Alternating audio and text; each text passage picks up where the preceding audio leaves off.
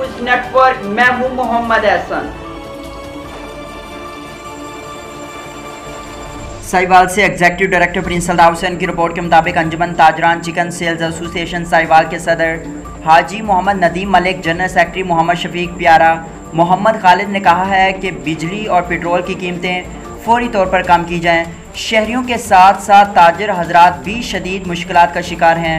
शदीद मसाइल के बावजूद आवाम को मियारी चिकन की फराहमी यकीनी बनाने में कोशिश हैं। पूरी कौम को महंगाई ने लपेट कर रख दिया है। आवाम तबाही के दहाने पर पहुँच चुकी है। मियां मोहम्मद नवाज शरीफ साबिक वज़ीर-ए-आज़म का दौर सुनहरी दौर था। पहले साल में एक दफ़ा कीमतें बढ़ती थीं, अब रोज़ का मामूल बन चुका है।